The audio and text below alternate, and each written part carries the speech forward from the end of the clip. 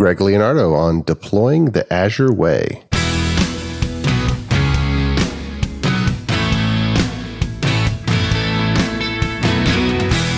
The Azure DevOps Podcast is a show for developers and DevOps professionals shipping software using Microsoft technologies. Each show brings you hard-hitting interviews with industry experts, innovating better methods, and sharing success stories. Listen on to learn how to increase quality, ship quickly, and operate well. And now your host, Jeffrey Palermo.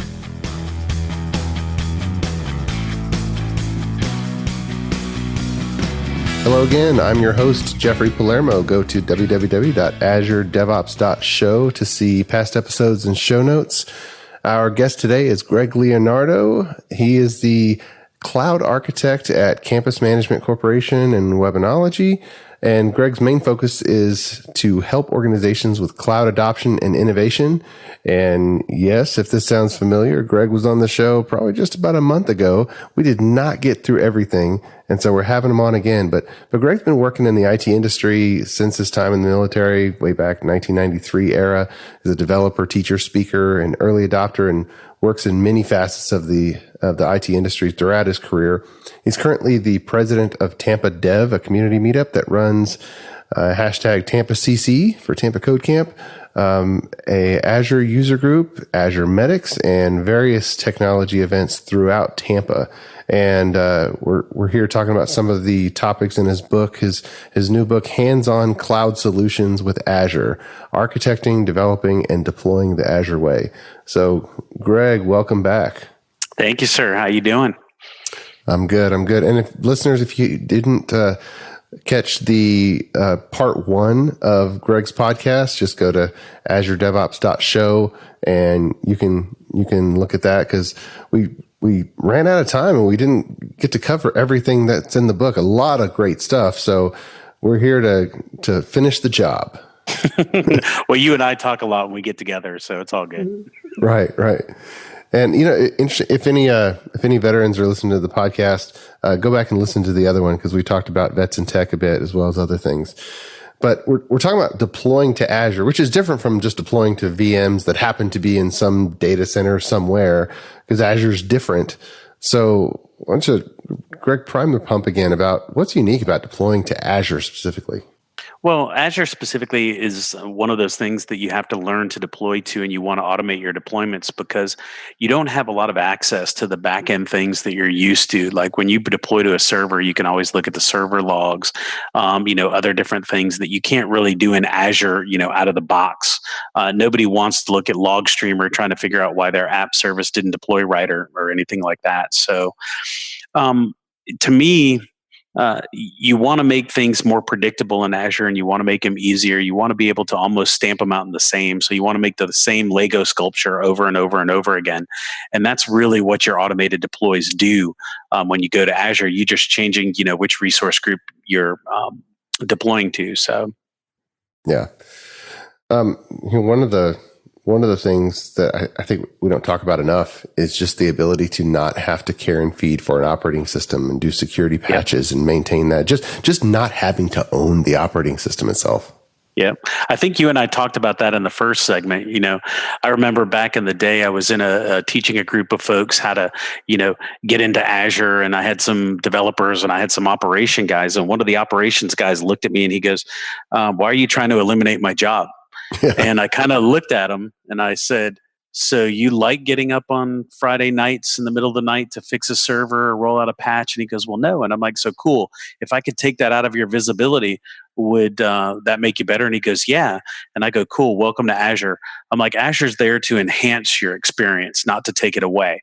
It's to get rid of the mundane things that you really don't want to do, so that you can focus in on what's important to your organization and you, versus, you always having to get up and be starved for sleep simply because you have to, support and service pack and do all of these things for these OSs that you don't need to do anymore. Yeah. That's similar to back that I don't remember the time when people drove, horse and buggy, but there's no buggies anymore drawn by horses to get around. But there is the same job that there's taxi drivers, there's limo drivers, there's bus drivers, there's train operators. There is still the job of a person to help someone else get from point A to point B, but it's not driving the horse and buggy. I think I heard the story of the railroad company that all the railroads went out of business, but there were a few companies that realized they were in the transportation business, not just the railroad business. So they kind of made the trucking transition. It's just about we're in the business to run software, not care and feed for a security patch. Yep. And you and I learned that many moons ago, starting out in the developer arena.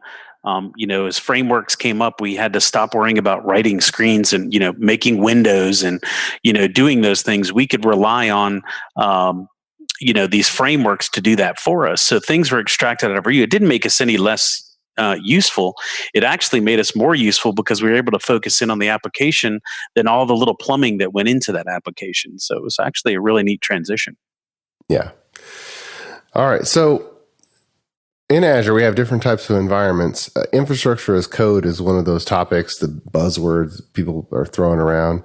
And even if the servers are on VMware in a Rackspace data center or somewhere else, automatically provisioning new environments and automatically changing those environments is a critical piece of the DevOps mindset, as opposed to manually provisioning and manually changing. So, what do people need to know about how that applies to Azure? Well, in Azure, you have several ways to kind of approach these things. One of the ways I've looked at it is you can create ARM templates that'll deploy environments, and you can point environments at it. You can use run books to deploy your environments and things like that. But looking at your desired state scripts and looking at things from setting up your environment once the provisioning's done. I mean, it's always easy nowadays to stand up a VM in Azure, but it's not real easy to connect it to a domain or have it do an enhanced functionality because you need to install software on it or something like that. So that's where you kind of start looking at how these migrations go. Usually folks will pick up things for moving steel over or taking existing VMs and then just moving them to Azure and standing them back up. But it's also being able, giving yourself the ability to tear down these environments. At the end of the day, you should be able to rebuild any environment through a release pipeline, or from a backup or something like that. But release pipeline should be able to, generate and create any environment that you need. Let's start talking about cost, right? Do you really need to have a persistent environment forever when you're testing software once a year? Let's say you're a tax company, right? You only do a testing once a year. So why have a persistent infrastructure? Why don't you just run a run book or a ARM template to generate that, test your code, then move it out, and then tear the environment back down? So talk about these run books for people who might not have ever used them before. Yep. Run books are just ways for you to create steps to generate your environment. So one of the things that I do today is I have a run book that generates our entire environment because it's VM based, it's IaaS. So the run book itself just runs through different steps for generating things. It starts generating the VMs, then it starts installing SQL. Then it does a whole bunch of different things that it needs to do. And the reason it installs SQL is because we have a very specific version. So we install on those VMs, and we're working on getting it up to the latest and greatest. So, but it's really what you typically think. It's a run book. It runs through steps and it generates your environment based off those steps. The one that I currently run today takes about 3.5 hours to run to generate the environment, and it stands up roughly 22 VMs running various software packages on each one of the VMs, including 4 PaaS services that sit in that arena as well. So, VNets and everything to support that environment. So the scripts to create these environments, do they reside in Azure or do they reside in your Git repository? Nope, they reside in Azure inside of one of our runbook repositories that we check in and out. We actually have a Git that backs them up in order to keep track of source code. But yeah, they're generally run out of Azure, and we have different versions depending on the version of the infrastructure that we're trying to put in play around the different modules. This will change for us as an evolution, because most of the people that cloud adopt evolve, right? So we started out with the VMs, and then we figured out, okay, now that we've got all these VMs there, we're now going to PaaS. So the next evolution is we're no longer going to deploy the VMs anymore. We're going to go ahead and push out, PaaS-based services. So we're going to take everything out of IIS and then publish as a PaaS service. What people figure out is there's certain things in DLLs and third-party arenas that don't work very well in Azure, and you have to create unique ways to make them work. So it's just kind of getting over some hurdles. And sometimes that may be, kicking a third-party vendor to the curb simply because they're not supported in a multi-tenanted environment or something like that. So, there's a lot of things that have to be answered when you go from VM to, PaaS-based. Okay.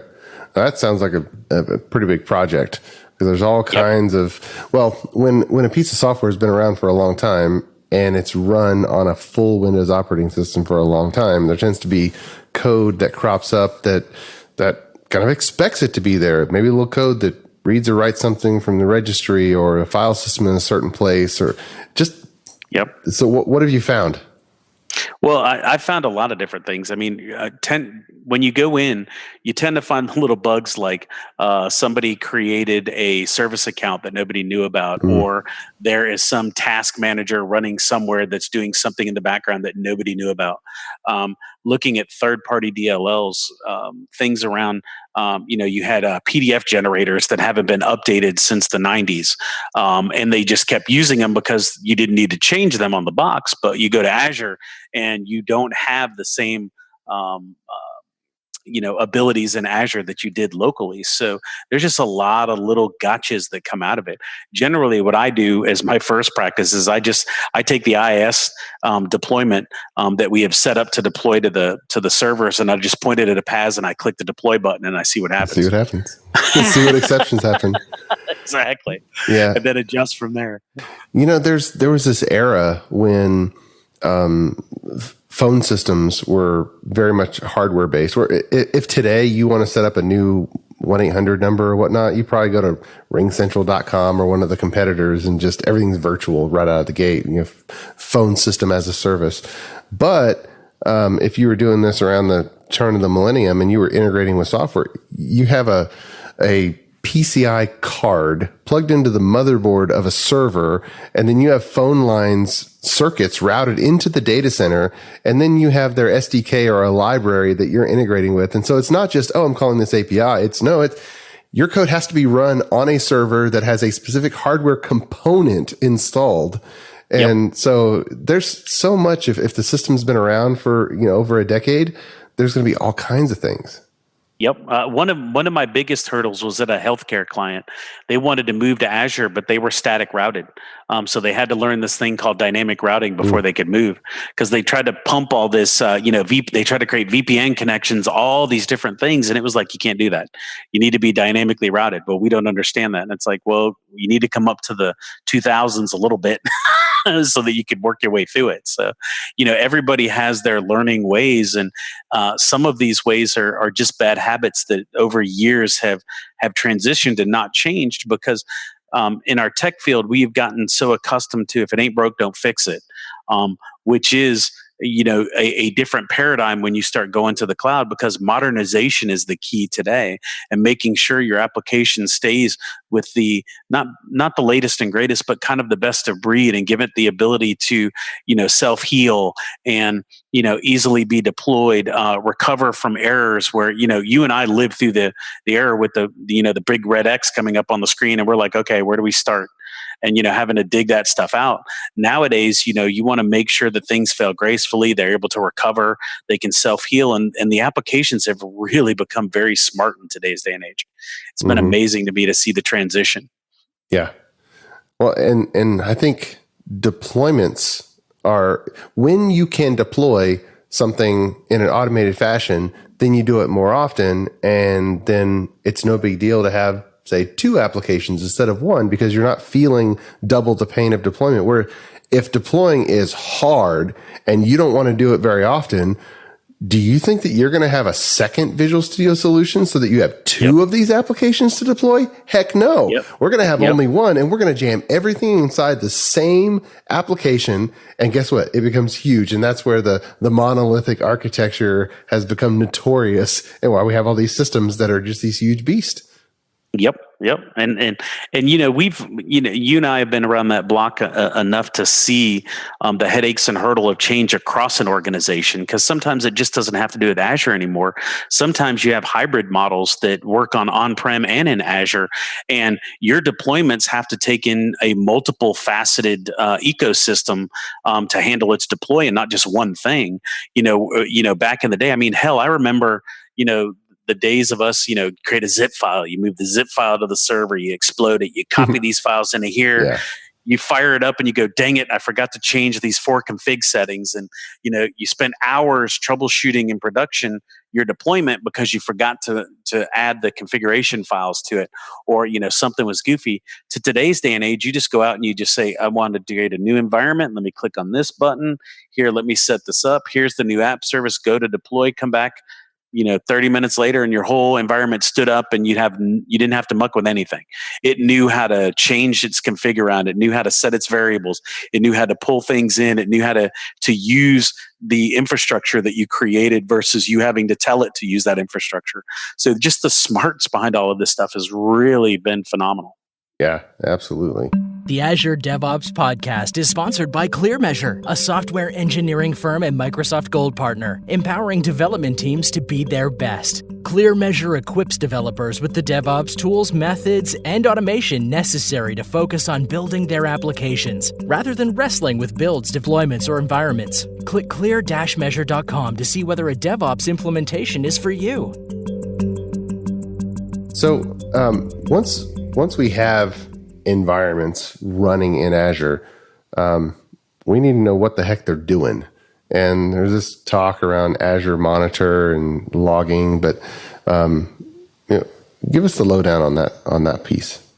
Well, generally, when you look at it, you have to think of it the same way you did internal. So when I do a lot of my training and transition between internal to external, you had event logs, which is AI, right? So when you set up a service or a resource in Azure, it's connected to AI.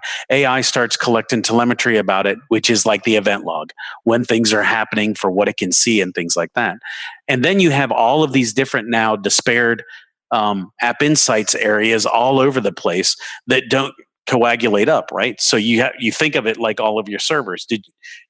Jeff now needs to go log into server A to check the event log to find out why something's not going, or he has to put a monitor on this box. So it was very, single server centric. Then you came out with MOM and SCOM and all of these things that now grabbed all of these different logs and brought them into one server, and then got everything set up to where you could monitor and do everything from one spot. That's the same way it is in Azure. You've got your app insights that's tracking all the telemetry about your application, all its perf mons, all its little things, so you can create really cool dashboards. But then you have log analytics and all these different things that do all of these roll-ups that take all of those app insights, roll them up into one, and give you one central area to create your monitoring, to create your dashboards from, to create different avenues. And one thing I've learned from that is that comes at a cost, right? Everything costs money. You're never going to get away with free for too long. So teaching people how to break their workspaces up to where you have production and dev and QA, and you handle each one of those differently so that you don't drive up your cost. I mean, one of the things we ran into in Campus is we had cost overrun with our app insights and our log rollup, and it caught us off guard because it was collecting a lot of good telemetry, but we didn't expect the ramp up in cost. So we had to kind of go separate that. And what happened was that somebody thought it would really be cool to roll everything up to one log analytics. So they took all of our dev, all of our QA, all of our different sites. Well, that wasn't a good thing, because dev and QA have a lot of errors that may or may not be real. That were going into the same repository that we were trying to do monitoring off of. So this, the smart AI, or the artificial intelligence that's trying to do all the smart alerting, is now trying to do it based off of known errors. So it's creating all of this log management nightmare in Azure that blew up our costs. I mean, we were generating 400 to 500 megabytes of log management data per day. So it was just spiking the thing way up. So, we had to learn things like, getting enterprise agreements in place, looking at better ways of covering your nodes, how to roll things up, properly by keeping the stuff over in the free arena, maybe not turning a lot of alerting on in the dev and QA environments because it's not needed. So we had to sit down and kind of cut everything up and move everything around to get the cost down again. All right. So let's break down these pieces. You've got, let's just keep it simple. An application, you got app service and say Azure SQL, and that. So for each one of those, what do you need? You're starting with application insights. Yep. So what are the rules? What are where you use one for many applications versus you need one per application? Well, generally, I allow App Insights to spin up by resource because I view that as its event log. Then I use roll-up workspaces. They used to call it OMS. It's called Log Analytics now, to where you roll those things up. So you connect to all of your different App Insights, and then you pull data out of those App Insights to do your monitoring and your dashboards and things like that, to kind of trap the things that are important to you. So it's kind of a walk-up thing. When you're in a dev environment, you only really need App Insights because you're going to a single PaaS service or a single something because you're single-threaded. So you're going to log into your App Insights and you're going to, find out what's going on or what errors are coming up with it. When you're looking at something more from a QA or prod side, you want these things to roll up so that you're able to transition those logs and get higher end logs and monitoring over to the devs so the devs know where all the problems are at. So I think it's kind of like a twofold. Monitoring is a strap on and everything is an extension of the log analytics side, including, security monitoring and things like that. All of those are from the logs that are being collected in the background. They're just picking out little finite points that they want to go in and manage, like security on one side, everything else on the other. So it's actually really cool around that.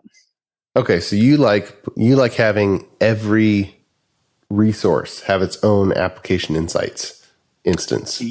Well, I go with every application to have its own App Insights. Okay. But generally, if they can create their own, I let them create their own and then roll them up later. So if you had an application, a Visual Studio solution that was built and deployed, but it was a web application, 2 Azure functions and a database, would that be 4 or 1 application insights instance? I would create one. Okay. And that would be for the application as a whole because I create them by application. So I usually put the container of development around the application as a whole, but there have been instances where I've kind of broken that up too. And it really all depends on the training and the gap for the people that you're used to working with, right? If I have guys that are only going to work on the functions and are only going to have access to them, then I kind of want to split out their workspaces for that as well. I don't want them to get the noise of what's happening in the web application if they're not. So it really depends how these teams are broken up. 9 times out of 10, though, it's usually done by groups. So usually I put them in a group. So I create a resource group that has its own App Insights so that everybody knows what, everything is self-contained in the resource group. Okay. And then the log analytics. Do you roll up multiple applications to that? Yes. Okay. I do all production applications into that because that's more like your old mom and scum heavy workspaces where you're monitoring your entire ecosystem. You want to be able to do your application maps and see how your applications are performing. And that's across the organization, not just, inside the arena of a single app or a single thread. But again, that comes with a caveat. That depends how the organization is broken up from a support perspective. Because remember, everything in Azure is based off of access and how you want to give people access to it. So I generally look at these things like I know at campus, we roll everything up into one. So everything, all of our applications roll up into one so that we can keep track of our entire ecosystem. But we only have one operation support structure for that then trickles it down. So that's easy for us. You go to somebody like, a Microsoft or a Google that may have multiple plateaus. They may not want to do that model. They may roll them up by facets. And I mean by, O365 versus, OS or Azure. And they may want to break things up a little bit differently because of how their support structure is. Well, at some point it's too big. And you can imagine Microsoft being probably too big. Yeah. How many production Azure subscriptions do you run? We run 147 right now. Okay. So one of the subscriptions has the log analytics service running, and then App Insights from all of the other subscriptions are connected to this log analytics service. Right. But based off of different workspaces. So there's only 83 of them that are production based. So those 83 are connected to the production workspace, and then the others are connected to the non-production workspaces. Yeah. I think a lot of organizations that, at least we see ones that are new to Azure, they get the budget approval and then they create their Azure subscription. And then they just assume, oh, well, we just need one. And then it gets bigger and bigger and bigger. And then they can't sort out what's in there anymore. Right. Well, see, I'm a toss up, right?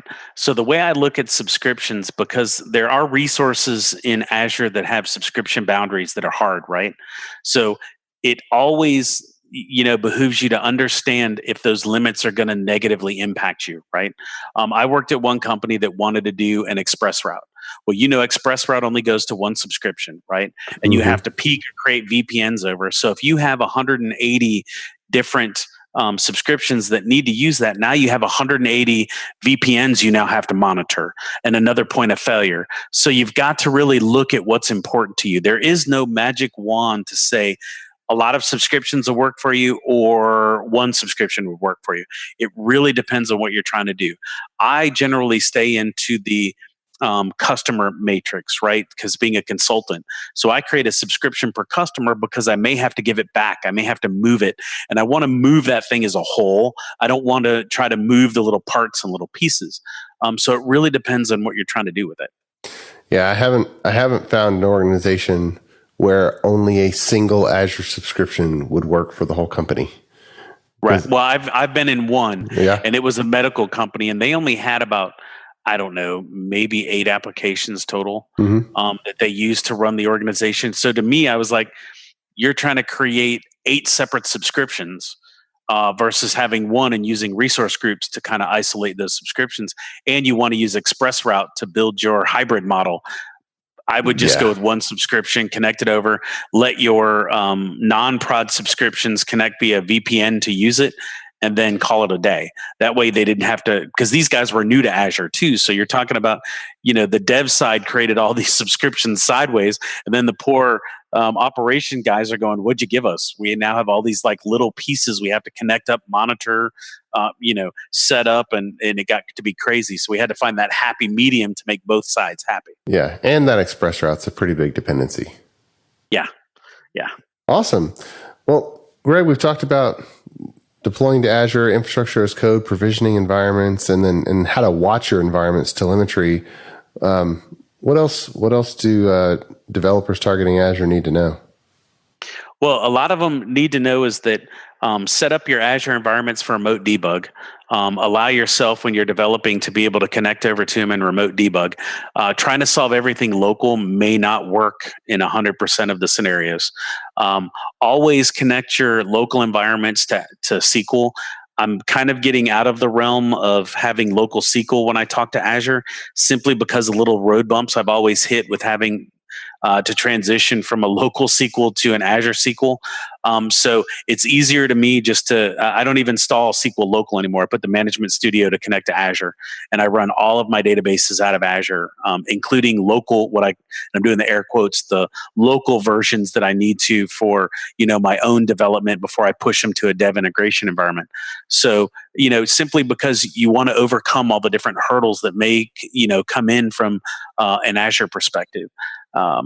You want to automate. I know that's not always possible. You may have to do a POC to where you're doing your deploy local, but and running your deploy directly from Visual Studio, but don't persist that. If that's something that you got a POC, as soon as your POC goes up, figure out how to get it in a pipeline and use ADO for that. Don't persist that problem and become the single threaded, you have to deploy it all the time guy. Even in small environments, I know it's easy to do, but I'm telling you, if you learn how to do it and you get the things automated, you'll never look back again. Yeah, ever. Absolutely. And acronym police, you said ADO, you mean Azure DevOps.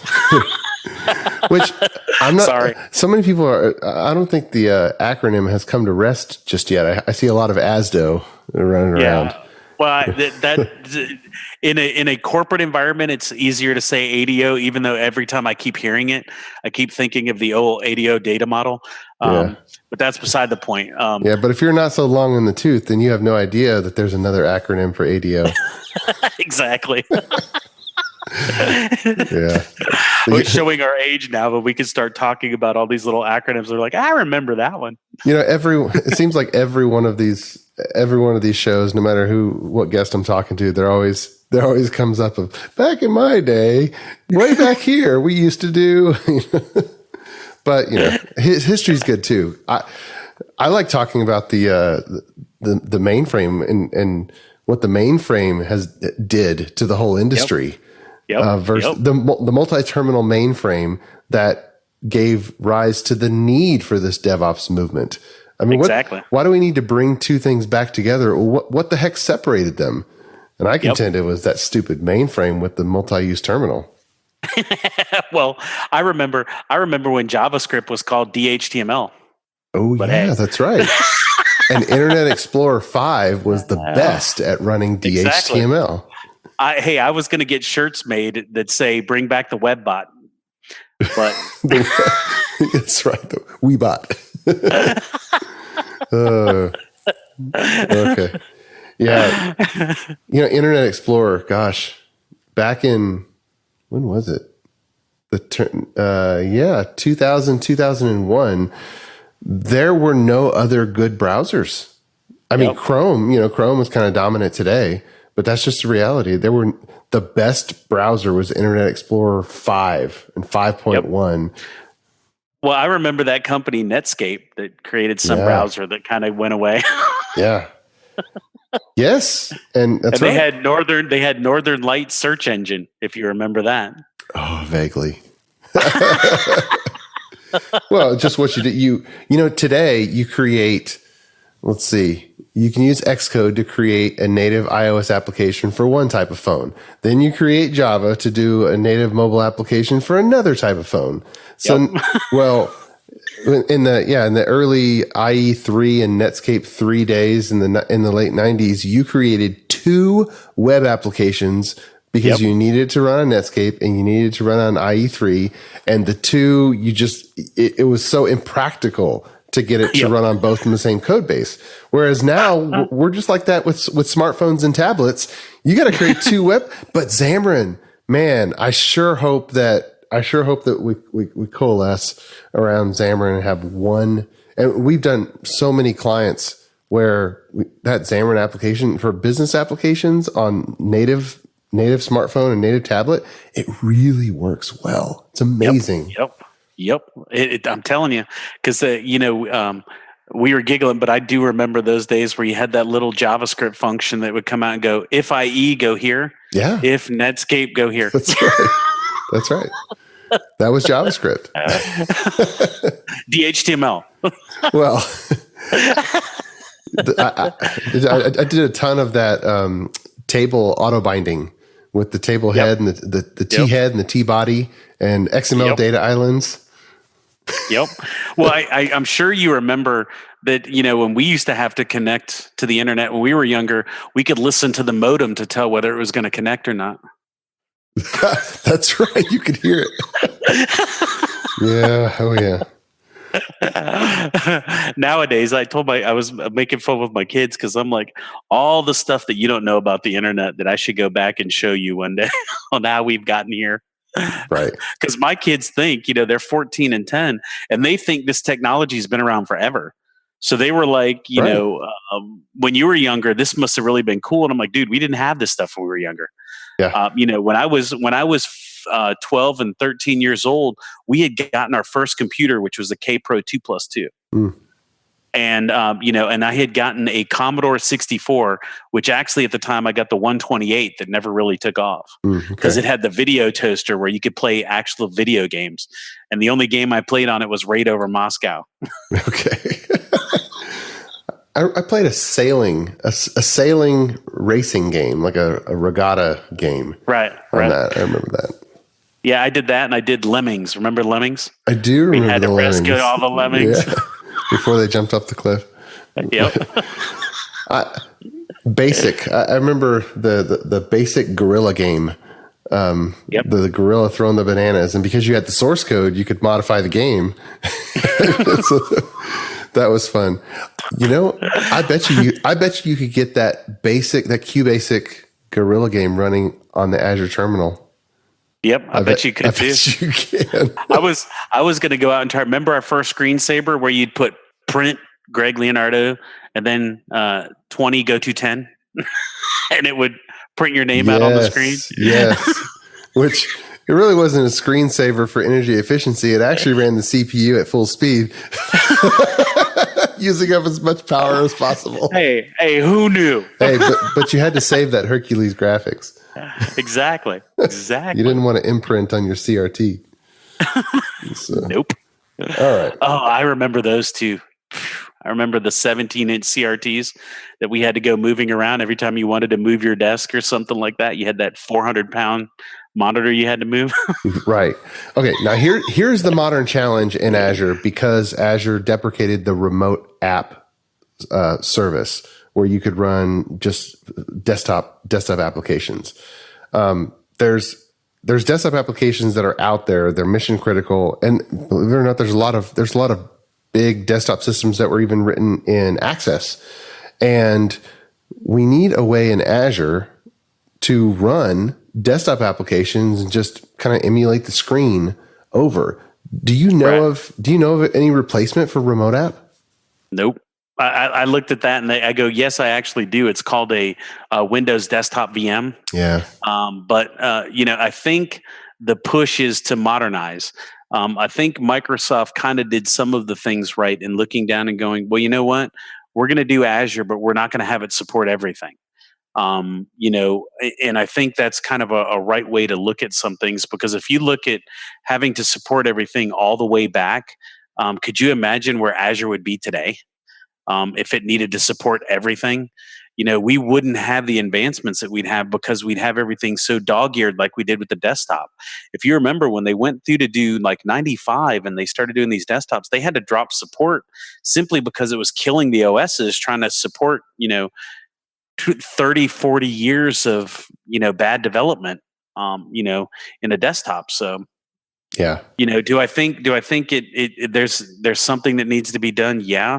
But I think that something that needs to be done is they need to hire guys like me and you to come in and modernize that app and get it up to date, because taking something from an Access DB to a SQL to a web app is really nothing anymore. I mean, you can take that, suck it right in a SQL, use your scaffolding to generate a MVC website off of it and publish it to Azure and be done. So I really believe that they're kind of going in and are getting out of that arena, which Apple had dropped many moons ago. If you notice, Apple doesn't support things for very long. Right. So I'm thinking that, that was their hell, even Google doesn't do it, for very long. But, Microsoft had always been really good at, decades worth of backwards compatibility. And, now that they've stopped that, I see a lot of moving forward, and a lot of modernization that companies needed to do. So I think it's a good thing at the end of the day. Yeah, the Windows operating system has done a fantastic job in backwards compatibility, but the paradigm shift of having the important computer being in your office to the important computers being kind of up in the cloud, Microsoft's data center, that paradigm shift is kind of like the shift from mainframe to desktop PCs. And, COBOL was tied to the mainframe and just it couldn't make the transition. It's not that COBOL, anything was wrong with COBOL. It was stuck in the previous era. And there's some things that are going to be stuck in the desktop PC era that just can't make the transition as is to the cloud era. And I even thought about that when you look at things like gaming and stuff like that, those are still things that are going to be local. Are they getting some phones there? Are they getting some games there? Yes. But at the end of the day, everybody still wants the experience for that. So I don't know if desktops will ever holistically go away, because I'll tell you right now, I'm a gamer. I like gaming on my phone. I like gaming on my Xbox, but nothing beats a PC. When you want to sit down with the multiple monitors and being able to do multiple things at once, just nothing's going to beat it. And going back to your point on the the most important thing, you're never going to stop that, because I worked at a company back at the day where the CFO's machine wasn't really on the network, and he had all of these things. Well, his laptop crashed one day, and come to find out, he had all these important applications that nobody knew about. Uh-huh. So at the end of the day, maybe this will be that light to come in and go, don't do things the business doesn't know about. Don't build things in such a way that the business can't support it from a long-term perspective, because a lot of these homegrown apps that you're talking about are done more out of necessity than out of true planning. It was somebody read a book somewhere, they went in, they created a extract from SQL to Access, and they created a form to generate a report. They didn't tell anybody about it. And when that stuff dies or goes away, nobody knows where it's at. Nobody knows how to take ownership of it. So I think today's day and age is application development isn't as cumbersome as it used to be.